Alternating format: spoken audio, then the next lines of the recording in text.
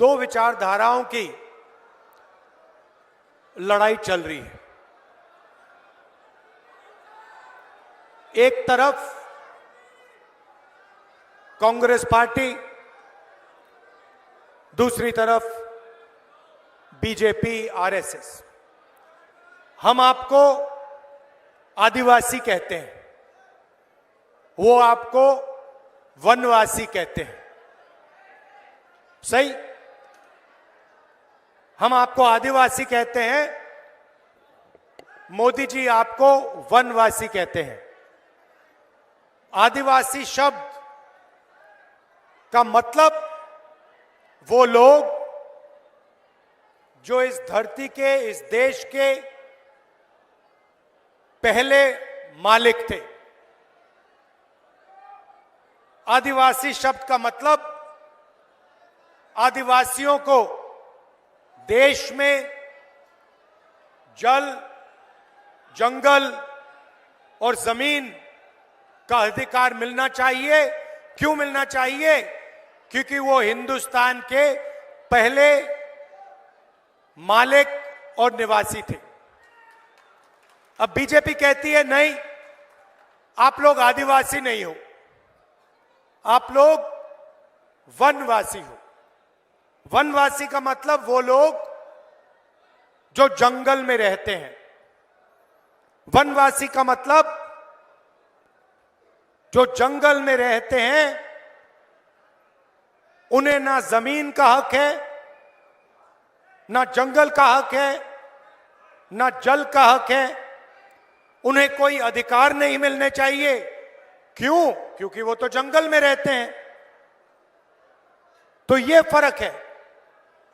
आप सोचिए, बीजेपी के लोग आपको वनवासी कहते हैं कि आप जंगल में रहते हो। हिंदुस्तान का जंगल एक के बाद एक गायब हो रहा है। जंगल गायब हो जाएगा तो फिर वो आपसे कहेंगे आप वनवासी हो, आप जाके सड़कों पे भीख मांगिए, दूसरे लोगों के लिए काम कीजिए और आपको इस देश में कोई हक नहीं मिलने वाला है। तो ये लड़ाई हो रही है। हमारे लिए आप आदिवासी हो, हिंदुस्तान के पहले मालिक हो, और ये आपका इतिहास है, आपकी हिस्ट्री है। वनवासी शब्द जो है आपकी हिस्ट्री को मिटाने की कोशिश वाला शब्द है। आपके इतिहास को, आपकी भाषाएं को, आपके जीने के तरीके को खत्म करने का शब्द है। सीधी बात कहेंगे आपको कि भैया आप तो जंगल में रहते हो, आपको अधिकार कैसे मिलेंगे? जंगल में किसी को अधिकार थोड़ी मिलते हैं। तो यह फर्क है। अब चुनाव का समय है। कांग्रेस पार्टी हिंदुस्तान के गरीब जनता के लिए, आदिवासियों के लिए, पिछड़ों के लिए क्या करने जा रही है, यह मैं आज आपको बताने आया हूं। नरेंद्र मोदी जी ने 22-25 लोगों का 16 लाख करोड़ रुपया कर्जा माफ किया है। आम आदमी से आप कहो कि भैया 16 लाख रुपए कितना होता है, वो आपको बता नहीं पाएगा। इतना पैसा होता है कि आपको और हमें समझ ही नहीं आता कितना पैसा। तो मैं आपको बताता हूं। मनरेगा को चलाने में 65,000 करोड़ रुपए लगते हैं। नरेंद्र मोदी जी ने 22-25 लोगों के लिए 24 साल का मनरेगा का पैसा कर्जे में माफ कर दिया। हिंदुस्तान के गरीब लोग कर्जा माफी मांगते हैं, किसान कर्जा माफी मांगते हैं, स्टूडेंट्स बैंक का कर्जा माफ करने की बात करते हैं। नरेंद्र मोदी कहते हैं नहीं। मगर हिंदुस्तान के अरबपति जिनके पास सब कुछ है, उनके लिए नरेंद्र मोदी जी ने 24 साल का मनरेगा माफ किया। आज की हालत में आपको बताता हूं, हिंदुस्तान में 22 लोग ऐसे हैं जिनके पास उतना ही धन है जितना हिंदुस्तान के 70 करोड़ लोगों के पास है। एक तरफ 22 लोग अरबपति, प्राइवेट हवाई जहाज, और दूसरी तरफ 70 करोड़ लोग। जितना पैसा इनके पास उतना पैसा उनके पास। तो अगर नरेंद्र मोदी जी अरबपतियों को पैसा दे सकते हैं तो कांग्रेस पार्टी गरीबों को, किसानों को, आदिवासियों को, पिछड़ों को, दलितों को, गरीब जनरल कास्ट के लोगों को भी पैसा दे सकती है। तो सबसे क्रांतिकारी कदम, शायद दुनिया में पहली बार कोई भी पार्टी ऐसा कदम लेने जा रही है। महालक्ष्मी योजना हिंदुस्तान के हर गरीब परिवार में एक महिला को कांग्रेस पार्टी 1 साल में 1 लाख रुपए बैंक अकाउंट में डालने जा रही है। हर महीने आपके बैंक अकाउंट में, हर महीने आपके बैंक अकाउंट में हजारों रुपए आएगा। 1 साल में टोटल 1 लाख रुपए हर गरीब परिवार के बैंक अकाउंट में जाएगा, महिला के बैंक अकाउंट में जाएगा।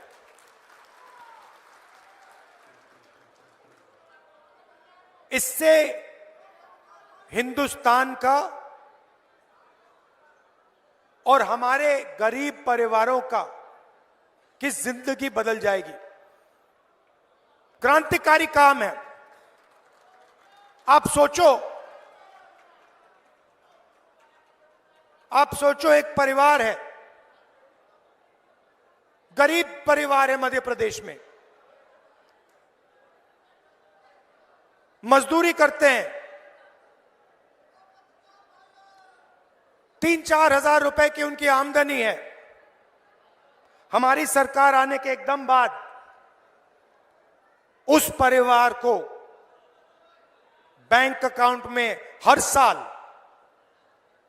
1 लाख रुपए मिलेगा। मतलब परिवार की जिंदगी बदल जाएगी।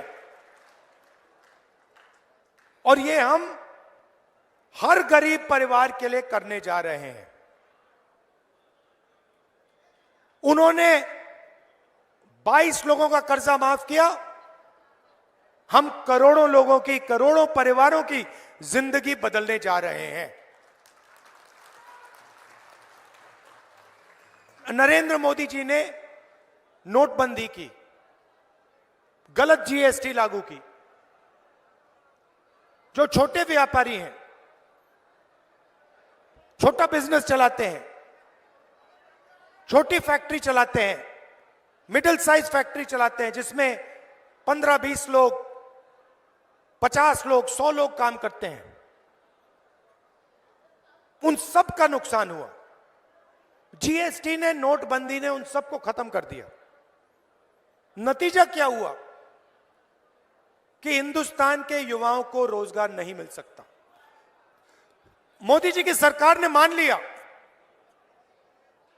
कि हां, हम रोजगार नहीं दे पा रहे हैं। क्यों नहीं दे पा रहे हो? क्योंकि आप पूरा का पूरा काम 20-25 लोगों के लिए कर रहे हो। जो रोजगार देने वाली रीढ़ की हड्डी है, स्मॉल और मीडियम बिजनेस वाले, छोटे व्यापारी, उनको तो आपने खत्म कर दिया। तो रोजगार कैसे मिलेगा? सवाल ही नहीं उठता। Narendra Modi ji make in India की बात करते हैं और जहां भी देखो made in China, made in China, made in China. तो हमने अपने मैनिफेस्टो में युवाओं के लिए दो तीन वायदे किए हैं, ऐतिहासिक वायदे।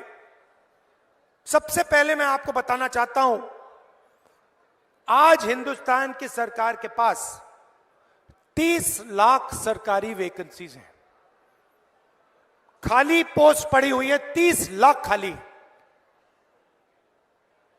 नरेंद्र मोदी जी और उनकी सरकार ये 30 लाख पोस्ट आपको नहीं देती, आपसे कॉन्ट्रैक्ट लेबर करवाती है, आपको कॉन्ट्रैक्ट से काम करवाते हैं और फिर आपको उठा के बाहर फेंक देते हैं, परमानेंट नौकरी आपको नहीं देते हैं। तो हमारा पहला कदम, ये जो 30 लाख नौकरियां हैं, सरकारी नौकरियां हैं, जैसे ही हमारी सरकार बनेगी ये नौकरियां हम आपके हवाले कर देंगे, आपको दे देंगे।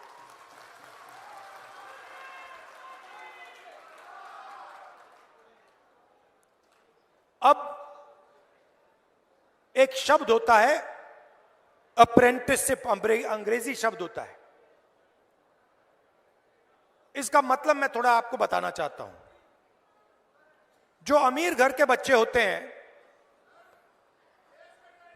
जो अमीर घर के बच्चे होते हैं, रोजगार पाने से पहले वो किसी बड़ी कंपनी में या सरकार में जाके अप्रेंटिसशिप करते हैं। भैया ठहर जाइए, डिस्टर्ब मत कीजिए।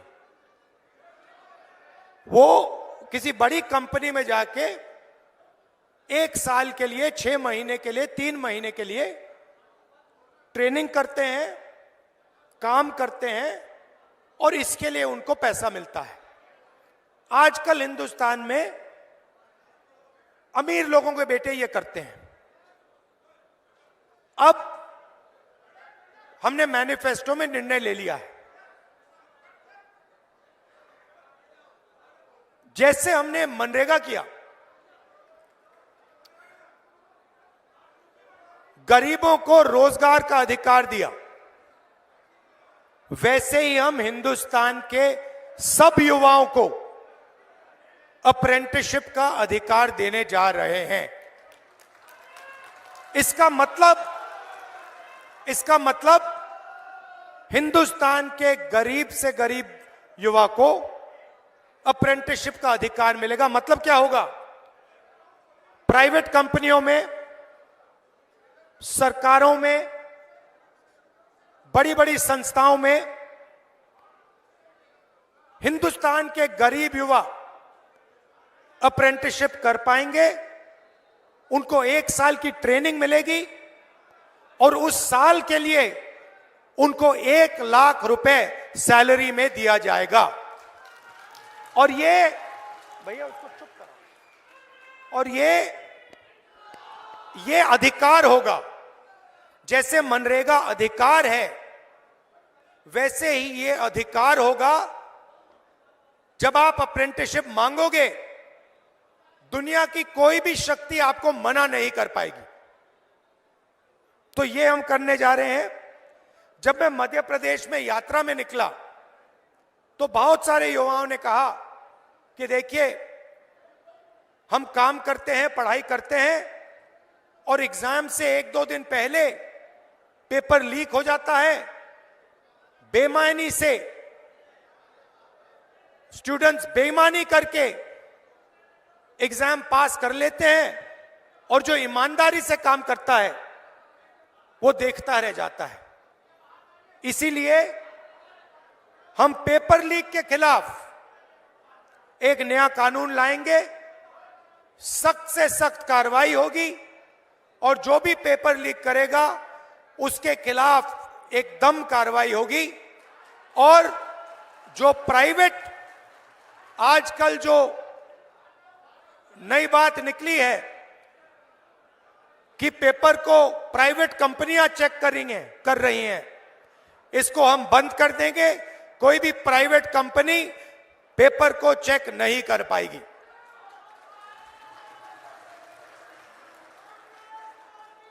भाइयों और बहनों, मैंने आपको महालक्ष्मी योजना के बारे में बोला और युवाओं को जो रोजगार देने की बात हम कर रहे हैं, अप्रेंटिसशिप का कानून, अप्रेंटिसशिप का अधिकार, उसके बारे में बोला। अब मैं आपको किसानों के बारे में बोलना चाहता हूं। नरेंद्र मोदी जी किसान विरोधी कानून लाए और देश के सारे किसान उस कानून के खिलाफ खड़े हो गए। पंजाब, हरियाणा, मध्य प्रदेश, कर्नाटक, महाराष्ट्र, हर प्रदेश के किसान खड़े हो गए, उन्होंने कानून को रद्द करवाया। नरेंद्र मोदी अरबपतियों का कर्जा माफ कर देते हैं, मगर किसानों का ना कर्जा माफ होता है, ना किसानों को सही दाम मिलता है। किसान कोई फ्री गिफ्ट नहीं मांग रहा है, किसान कोई तोहफा नहीं मांग रहा है। किसान सिर्फ यह कह रहा है कि अगर अरबपतियों का कर्जा माफ हो सकता है तो हमारा भी कर्जा माफ होना चाहिए, और अगर बड़ी बड़ी कंपनियों को उनके प्रोडक्ट्स के लिए सही दाम मिल सकता है तो हिंदुस्तान के किसान को भी सही दाम मिलना चाहिए।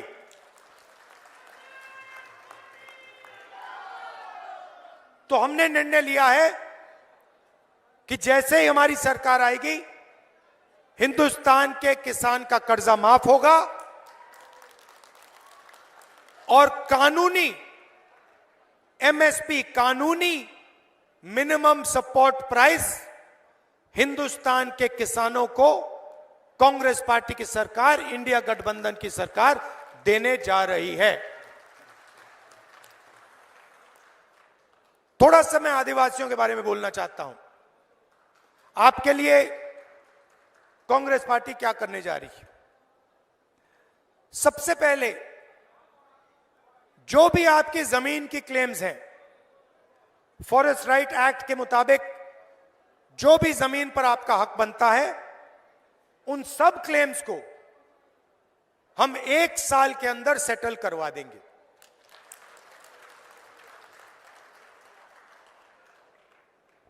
मैंने पहले कॉन्ट्रैक्ट लेबर की बात की। जब भी गरीब लोगों के रोजगार की बात होती है, चाहे वो आदिवासी हो, दलित हो, पिछड़े हो, जनरल कास्ट के गरीब लोग हों, तो उनको कॉन्ट्रैक्ट बेसिस पे रखा जाता है, उनको परमानेंट नहीं किया जाता। किसी प्राइवेट कंपनी में कोई मैनेजर रखा जाता है तो उसे परमानेंट जॉब दी जाती है, आईएएस अफसर को परमानेंट जॉब दी जाती है, मगर गरीब लोगों को कॉन्ट्रैक्ट बेसिस पे जॉब दी जाती है, ठेकेदारी से जॉब दी जाती है, और जब भी उसको हटाने की जरूरत होती है 1 मिनट में बिना कोई कॉम्पनसेशन उसको उठा के बाहर फेंक देते हैं। यह जो ठेकेदारी प्रथा है, इसको कांग्रेस पार्टी की सरकार खत्म करने जा रही है। सरकार में और पब्लिक सेक्टर यूनिट्स में ठेकेदारी प्रथा हम बंद करेंगे, और जिसको भी नौकरी मिलेगी वो परमानेंट नौकरी होगी, वो सरकारी नौकरी होगी, और वो किसी ठेकेदार के थ्रू नौकरी नहीं होगी। इससे आदिवासियों को, दलितों को, पिछड़ों को, गरीब जनरल कास्ट के लोगों को फायदा होने जा रहा है। एससी, एसटी और ओबीसी की जो स्कॉलरशिप्स हैं, उनको हम दुगना करने जा रहे हैं। और शायद सबसे बड़ा काम, जहां भी आदिवासियों की 50% से ज्यादा आबादी है, वहां पे हम 6 शेड्यूल को लागू करने जा रहे हैं। अब बीजेपी के लोग गलत बात फैला रहे हैं, कह रहे हैं कि 6 शेड्यूल के माध्यम से बाकी लोगों को नुकसान होगा। यह बिल्कुल गलत है। 6 शेड्यूल का मतलब कि डिस्ट्रिक्ट कलेक्टर नहीं चलाएगा, लोकल लेवल पे कमेटी चलाएगी। उस कमेटी में आदिवासी होंगे, ओबीसी होंगे, दलित होंगे, जनरल कास्ट के लोग होंगे। तो ओबीसी को, दलित को नुकसान नहीं होगा, किसी को नुकसान नहीं होगा। सिर्फ यह बात होगी कि आपका जो लोकल एरिया है, आप लोग उसको लोकली चलाओगे, पंचायत के लेवल से चलाओगे, वार्ड के लेवल से चलाओगे, और ऊपर से दिल्ली से या डिस्ट्रिक्ट कलेक्टर के ऑफिस से वो नहीं चलाया जाएगा। ये फर्क है। और इससे सिर्फ आदिवासियों को नहीं फायदा होगा, हर वर्ग को फायदा होगा। तो ये हम उन डिस्ट्रिक्ट्स में करने जा रहे हैं जहां भी आदिवासियों की आबादी 50% से ज्यादा है, और इससे ना किसी ओबीसी का नुकसान होगा, ना किसी गरीब जनरल कास्ट का नुकसान होगा। इससे सिर्फ यह फर्क पड़ेगा कि डिस्ट्रिक्ट कलेक्टर नहीं चलाएगा, लोकल एरिया से ये आपका पूरा का पूरा काम किया जाएगा। तो आपको डिस्ट्रिक्ट कलेक्टर के पास नहीं जाना पड़ेगा, आप गांव से, छोटे छोटे कस्बों से ही अपनी सरकार को चलाओगे। यह फर्क है।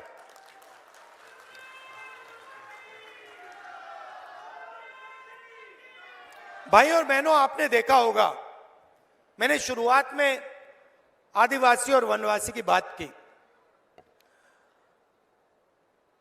आपने देखा होगा बीजेपी ने एक वीडियो वायरल किया, उसमें उनका एक कार्यकर्ता एक आदिवासी युवा पर, हिंदुस्तान के भविष्य पर पेशाब कर रहा था। आपने देखा होगा, देखा?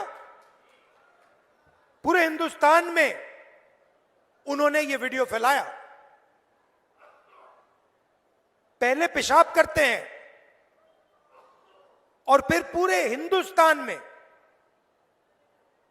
बीजेपी के लोगों ने इस वीडियो को फैलाया, आपका अपमान किया। यह फर्क है आप में, हम में और उनमें। हम आपको अपना हक देने की बात करते हैं, आपके युवाओं को स्कूल, कॉलेज, यूनिवर्सिटी में डालने की बात करते हैं, आपको सरकारों में शामिल करने की बात करते हैं, और उनके कार्यकर्ता आपके बच्चों पर पेशाब करते हैं। तो यही फर्क है। अब आखिरी बात, सबसे बड़ी बात, देश में 8% आदिवासी हैं, 8% आदिवासी हैं, 50% तकरीबन पिछड़े वर्ग के लोग हैं, 15% दलित हैं। आप हिंदुस्तान की सबसे बड़ी कंपनियों की लिस्ट निकालो, 200 सबसे बड़ी कंपनियों की लिस्ट निकालो, उनके मालिकों के नाम की लिस्ट निकालो। इन कंपनियों में आपको एक आदिवासी नहीं मिलेगा, एक दलित नहीं मिलेगा, एक पिछड़ा नहीं मिलेगा। ये हमारे मीडिया के कैमरा लिए लोग खड़े हैं, इनके मालिकों में आपको एक आदिवासी नहीं मिलेगा, एक दलित नहीं मिलेगा, एक पिछड़ा नहीं मिलेगा, एक गरीब नहीं मिलेगा। इसीलिए ये आपकी बात नहीं करते, इसीलिए कभी भी ये किसानों की बात नहीं करेंगे, मजदूरों की बात नहीं करेंगे, कॉन्ट्रैक्ट लेबर की बात नहीं करेंगे। 16 लाख करोड़ रुपए जो नरेंद्र मोदी ने माफ किया, वो कभी नहीं करेंगे, क्योंकि ये आपका औजार है ही नहीं। ये अरबपतियों का औजार है, ये अदानी का औजार है, ये आपका नहीं। तो हिंदुस्तान की संस्थाओं में अगर आप देखें, हिंदुस्तान के प्राइवेट अस्पतालों को देखिए, प्राइवेट कॉलेज, प्राइवेट यूनिवर्सिटी को देखिए, बड़ी बड़ी कंपनियों को देखिए, आपको उनमें ना एक आदिवासी मिलेगा, ना एक पिछड़ा मिलेगा, ना एक दलित मिलेगा, गरीब कास्ट, गरीब जनरल कास्ट का भी नहीं मिलेगा। हिंदुस्तान की सरकार 90 लोग चलाते हैं, आईएएस अफसर हैं, दिल्ली में बैठते हैं, पूरा बजट वो बांटते हैं। सेना को कितना पैसा मिलेगा, सड़क के लिए कितना जाएगा, स्वास्थ्य में कितना जाएगा, सड़क बनाने में कितना जाएगा, रेलवेज को कितना मिलेगा, 90 अफसर सारे के सारे निर्णय लेते हैं। नरेंद्र मोदी जी कहते हैं कि ओबीसी सरकार चला रहा हूं। नरेंद्र मोदी जी कहते हैं कि आदिवासियों की रक्षा करता हूं। भाइयों और बहनों, 90 में से एक अफसर आदिवासी है। 90 में से एक। आपकी आबादी 8%, और वो जो एक अफसर है उसको कोने में बैठा रखा है, उसको कोई जिम्मेदारी नहीं देते। बात समझनी है तो मैं बताता हूं। अगर हिंदुस्तान की सरकार 100 रुपए खर्च करती है तो आदिवासी अफसर 10 पैसे का निर्णय लेता है। पिछड़े अफसर 100 रुपए में से 5 रुपए का निर्णय लेते हैं। दलित अफसर 100 रुपए में से 1 रुपए का निर्णय लेते हैं।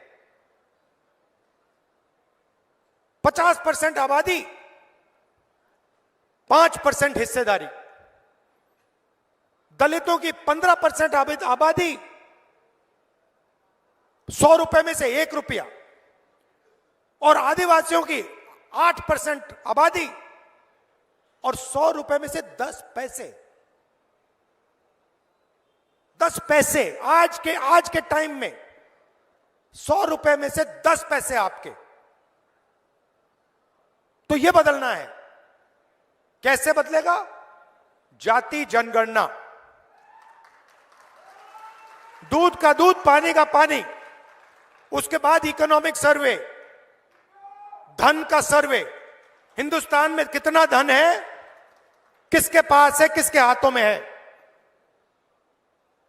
आदिवासियों के हाथों में कितना, दलितों के हाथों में कितना, पिछड़ों के हाथों में कितना, गरीब जनरल कास्ट के हाथों में कितना। यह करना है। जैसे चोट लगती है, आप अस्पताल जाते हो, डॉक्टर कहता है भैया एक्सरे कराओ। मैं यही कह रहा हूं, हिंदुस्तान में करोड़ों लोगों को चोट लग रही है। मैं ये कह रहा हूं कि भैया एक्सरे करा दो, पता लगा दो कि धन किसके हाथ में है, अदानी के पास कितना, कौन सी संस्थाएं किसके हाथ में है, दलितों के पास क्या है, आदिवासियों के पास क्या है, पिछड़ों के पास क्या है। अब इसमें गलती क्या है? तो नरेंद्र मोदी जी इससे डर क्यों रहे? क्योंकि वो नहीं चाहते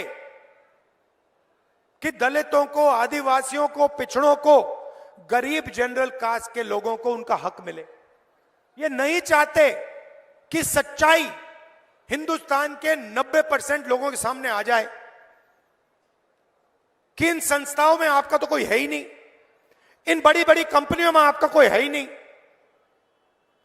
और जो पहले आपके पास था, जिसको हम पब्लिक सेक्टर कहते थे, जहां आपको परमानेंट जॉब मिलता था, उसको एक के बाद एक, एक के बाद एक, एक के बाद एक प्राइवेटाइज कर रहे हैं। सारे के सारे पीएचयू अदानी जी को पकड़ाते जा रहे हैं। पहले गरीब लोग सेना में जाते थे, पेंशन मिलती थी, शहीद का दर्ज मिलता था, कैंटीन मिलती थी। अब इन्होंने कहा नहीं भैया, अब तो हम अग्निवीर बना रहे हैं। 4 युवाओं को लेंगे, 6 महीने की ट्रेनिंग देंगे, वो चाइना वाला सैनिक 5 साल की ट्रेनिंग ले आएगा, नतीजा आप समझ जाओ। और फिर जब हमारा लड़का शहीद होगा, उससे कहेंगे भैया आपको शहीद का दर्जा नहीं मिलेगा, आप तो अग्निवीर हो। ना उसको कैंटीन मिलेगी अग्निवीर को, ना उसे पेंशन मिलेगी, मगर जिसके साथ वो लड़ेगा उसके सामने वो कहेगा भैया तुम्हें तो पेंशन नहीं मिलती, तुम्हें तो कैंटीन नहीं मिलती, तुम्हें तो शहीद का दर्जा नहीं मिलेगा। मुझे तो कैंटीन भी मिल रही है, मुझे पेंशन भी मिलेगी, मुझे शहीद का दर्जा भी मिलेगा। तो मैं आपको साफ बता दे रहा हूं, जैसे ही हमारी सरकार आएगी, ये अग्निवीर योजना है, इसको हम रद्द कर देंगे, खत्म कर देंगे, उड़ा देंगे इसको। और मजे की बात सुनिए, ये अग्निवीर योजना आर्मी को भी अच्छी नहीं लगती। ये अगर आप सेना से पूछें कि आप अग्निवीर को चाहते हो, सेना ही आपको कहेगी नहीं हमें नहीं चाहिए, इससे हमारा नुकसान हो रहा है, इससे देश का नुकसान हो रहा है। अग्निवीर योजना प्राइम मिनिस्टर ने बनवाई है, प्राइम मिनिस्टर ऑफिस से निर्णय लिया गया है कि अग्निवीर योजना होनी चाहिए। सेना इसके खिलाफ है। अगर सेना चाहती तो मैं स्टेज से कभी नहीं कहता कि हम अग्निवीर को रद्द कर देंगे। सेना चाहती है कि अग्निवीर रद्द हो और इसीलिए हम अग्निवीर को रद्द करने जा रहे हैं। आप सबका दिल से बहुत बहुत धन्यवाद। नमस्कार, जय हिंद।